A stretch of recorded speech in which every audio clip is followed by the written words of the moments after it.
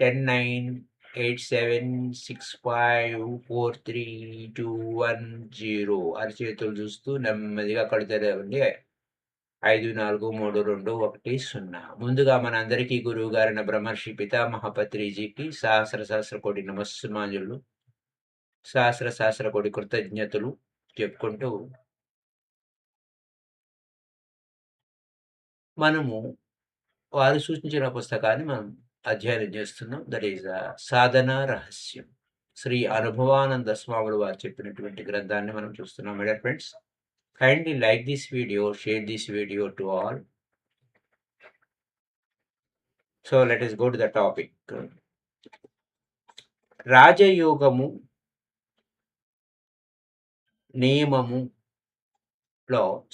నియమాల్లో ప్రవేశించాం. నిన్నటంతా కూడా మనము యమములో ఉన్నాము. యమ నియమాల్లో 5 నియమాలను మనం చూసాము. ఈ రోజు నుంచి మనం నిన్న యమంలో 5 స్థితులు గమనించాము. ఇప్పుడు నియమాల్లో 5. శౌచం మొట్టమొదటిది.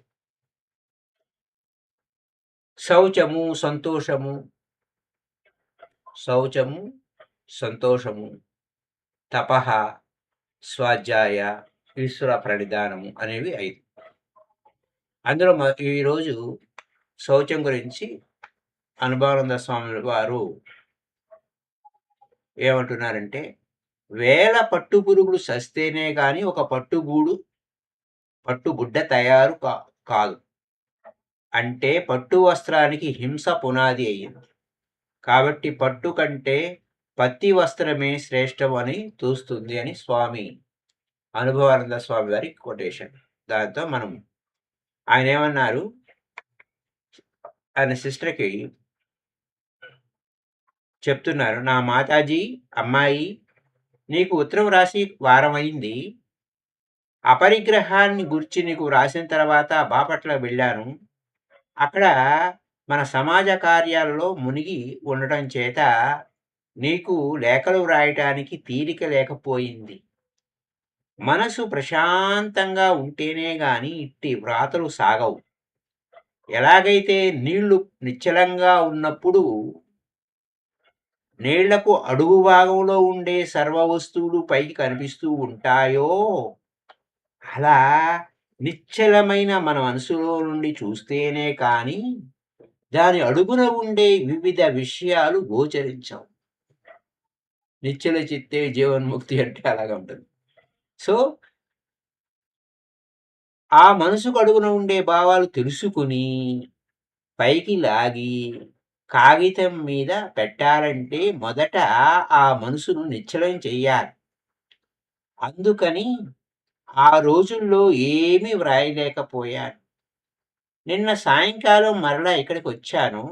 ఇక వరుసగా అన్ని సంగతులు వివరాలతో కూడా నీకు రాసేస్తాను. నీవు మాత్రం అశ్రద్ధ చేయకుండా వెంటనే చదువుకుంటూ నీ సందేహాలను పెద్దవాళ్ళను అడిగి తెలుసుకుంటూ ఉండు. ఇంకా సందేహాలుంటే నేను వచ్చినప్పుడు అన్నీ వివరించి చెప్తాను. తెలిసిందా? జాగ్రత్త. పూర్వపు ఉత్తరములో యమం పూర్తయింది కదా, ఇక నియమాన్ని గురించి చూద్దాం. ఈ నియమం కూడా యమంలాగా 5 భాగాలు ఉంటాయి. వాటినే శౌచము, సంతోషము, తపః, స్వాధ్యాయ, ఈశ్వర ప్రణిధానము అని అంటారు. వీటిని పూర్వం అహింస, సత్య, అస్తేయ, బ్రహ్మచర్య, పరిగ్రహ అనేటువంటి యమంలో చెప్పినట్టుగా ఒక్కొక్క దాన్ని తీసుకుని చర్చిద్దాం. జాగ్రత్తగా తెలుసుకో. మొదట శౌచము విషయాన్ని మనం గమనిద్దాం. శౌచం అంటే శుచి లేక పరిశుద్ధత అంటారు. మరలా శుచి బాహ్యము అంతరము అని 2 విధాలుగా ఉంది.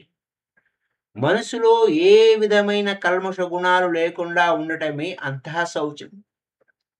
అంటే దుర్గుణాలు లేకుండా ఉండటం అవుతుంది. దుర్గుణాలు ఎప్పుడు లేకుండా ఉంటాయో సద్గుణాలు వెంటనే మనలోకి ప్రవేశిస్తాయి. అంటే మైత్రి, కరుణ, ముదిత, ఉపేక్ష. చూసారా? బ్రహ్మవిహారాసు ఇందాక అనే పాయింట్ మీద ఇంపార్టెన్స్ ఎంతో ఇప్పుడు చూసారా సాధనా గ్రంథంలో ఈయన అనుభవానంద స్వామి వారు మనకి గుర్తు చేస్తున్నారు. పితామహ పత్రిజీ సూచించే ప్రతి పుస్తకము చాలా ఇంపార్టెంట్ బుక్ అన్నట్టు. మన సాధనలో మరింత డెప్త్‌గా వెళ్ళడానికి ఉపయోగపడుతుంది. మైత్రి, కరుణ, ముదిత, ఉపేక్ష, సుఖ, దుఃఖ, పుణ్య, పాప, అపసవ్య విషయాణం భావన తచ్చిత ప్రసాదానమని పతంజలి చెప్పాడు. అంటే చిత్తం నిర్మలమైంది అనడానికి గుణాలు వచ్చి ఉండాలి. వాటిలో మొదటిది మైత్రి అన్నమాట. అందరితో స్నేహంగా ఉండడమే దీనికి అర్థం. ఎవరితోనూ పోట్లాడకుండా, కాట్లాడకుండా, కోపతాపాలు లేకుండా, అసూయ ద్వేషాలు లేకుండా ఉండాలన్నమాట. అహింసావ్రతం సక్రమంగా పాటిస్తూ ఉంటేనే గాని ఇది సాధ్యం కాదు. అందుకోసమే హింసాసుడు, హంసాపాకుడు అని భద్రశాతి ఏం చెప్పినా మన ఆధ్యాత్మిక అభివృద్ధిలోకి ఉపయోగపడేదే చెప్తారు. రెండవది కరుణ, అది దయ. మైత్రి అనేది సమానస్తుల్లో ఉంటుంది. కరుణ తక్కువ వాళ్ళ మీద కలుగుతుంది.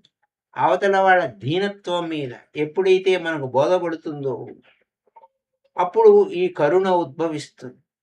దానికై విశాల దృష్టి మనకుంటేనే కానీ ఈ కరుణ కలగడానికి వీలు లేదు.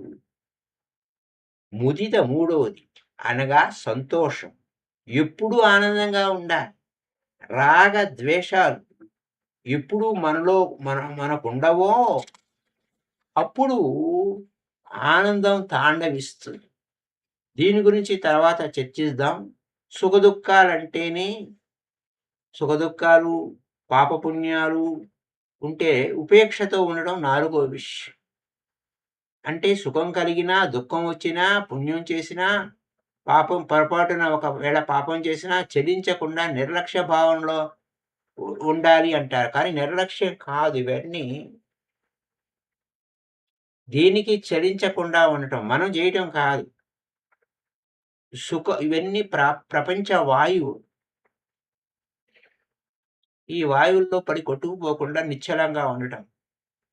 అలా ఈ 4 గుణాలు మనకు ఎప్పుడు లభ్యమవుతాయో అప్పుడు మన చిత్తం నిర్మలమైనట్లే. ఇలాంటి చిత్తంలో భక్తి, జ్ఞాన, వైరాగ్యాలు అనే మోక్ష మార్గానికి దారి చూపే లక్షణాలు మనకు సులువు అవుతాయి. మోక్షాన్ని కలగజేస్తాయి. ఇదంతా అంతః శౌచం అన్నమాట. శౌచము, అంతః శౌచం. ఈ అంతః శౌచం విషయం ప్రస్తుతం అంత ముఖ్యం కాదు. ఇక్కడ అర్థం కాదు. ఎందుకంటే యమములోనే మనకు అహింస,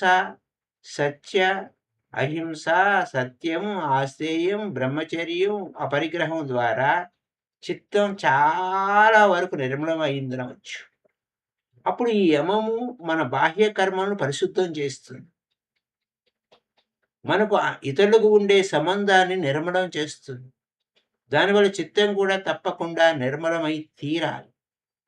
అందుకోసమే ఆనాపానసతిలో మనం కంప్లీట్‌గా నిష్కల్మషంగా అయిపోయేటువంటి స్థితిని సాధన చేసాం. సో మై డియర్ ఫ్రెండ్స్, ఇక ఈ యమంలో మన స్వవిషయం చర్చిస్తాం.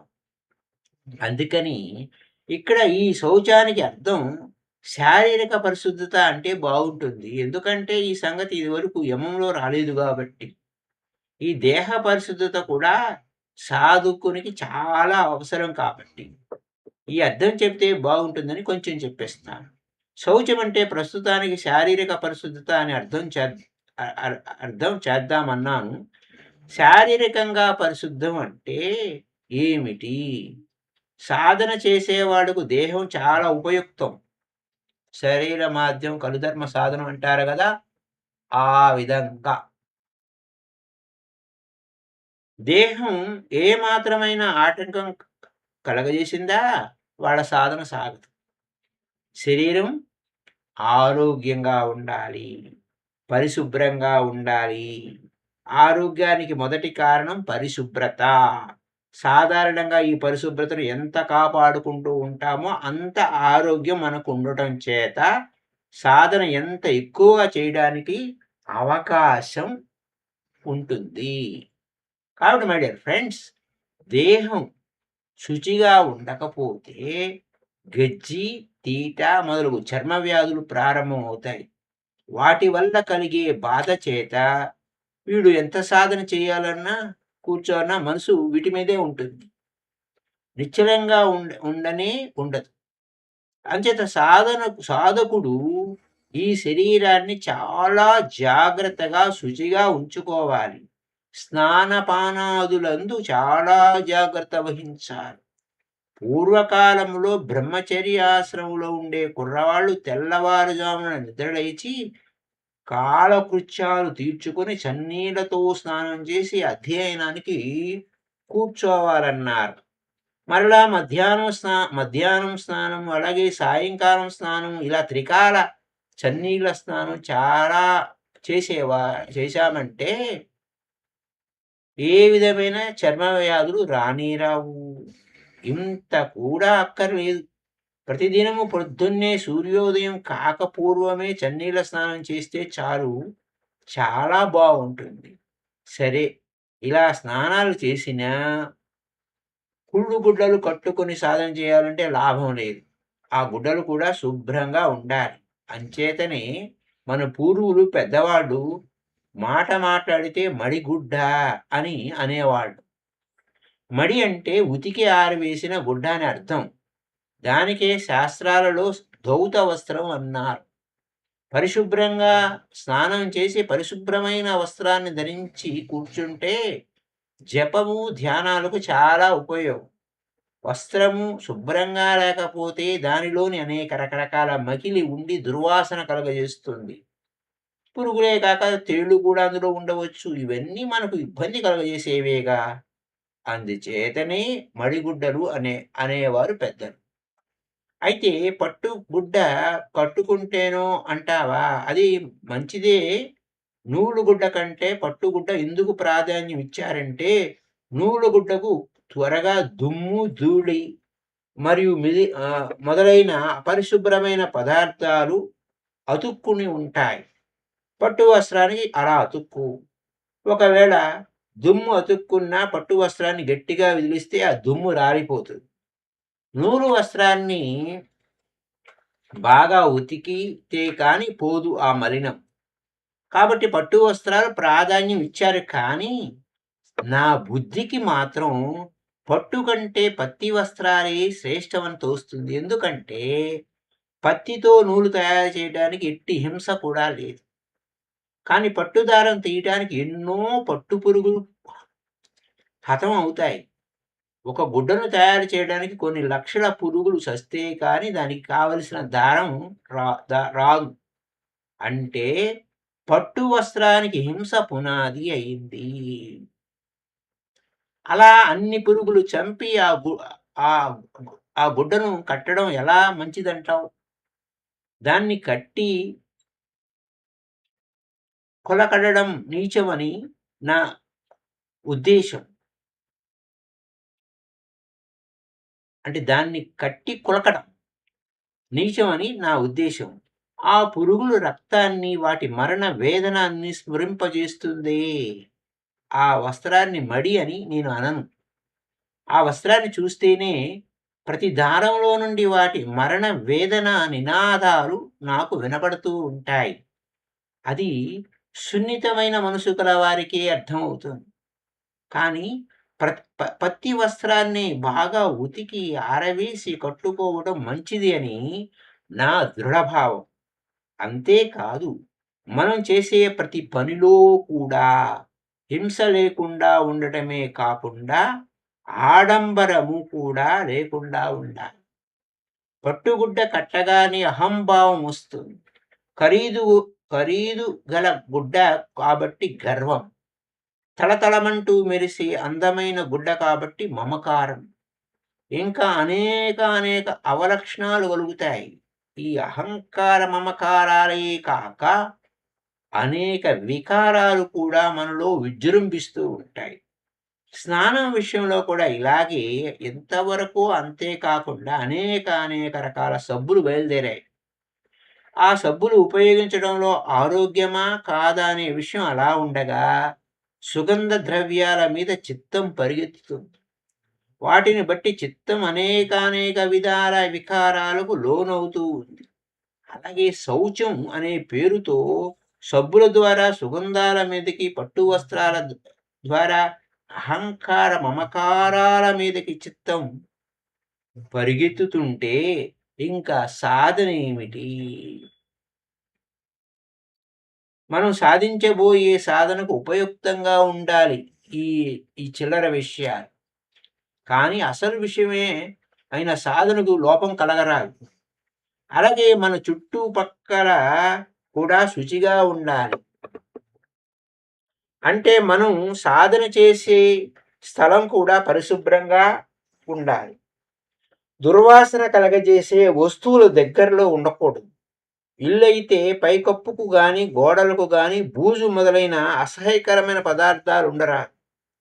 శుభ్రంగా గోడలు వెళ్ళవేయబడి ఉండాలి.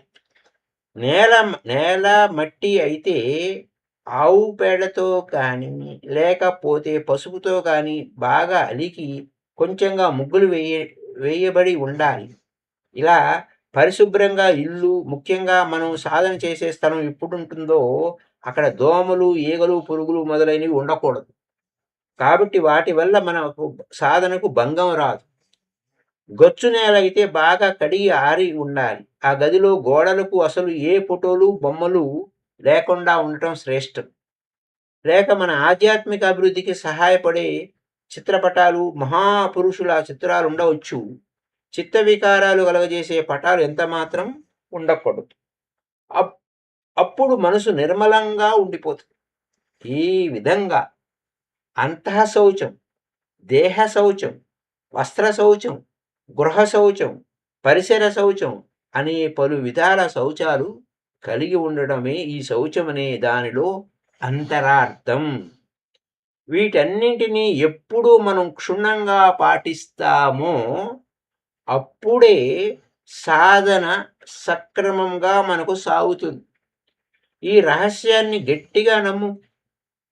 అలా ఆచరించుకో. సాధన అప్పుడు నీకు సాధ్యం అయి తీరుతుంది. అలా నువ్వు ఆచరించుకుంటావని నమ్ముతూ ఈ శౌచం విషయం ఇంకా నిలిపివేస్తున్నాను అన్నారు అనుభవానంద స్వామి వారు. మై డియర్ ఫ్రెండ్స్, రేపు నియమాల్లో సంతోషం అనే అంశాన్ని రేపటి ఎపిసోడ్లో తెలుసుకుందాం. Thank you. Happy day to you all. Bye bye. My dear friends, kindly like this video, share this video to all. మీ అభిప్రాయాలని కామెంట్స్ రూపంలో తెలియచేయండి. Bye bye.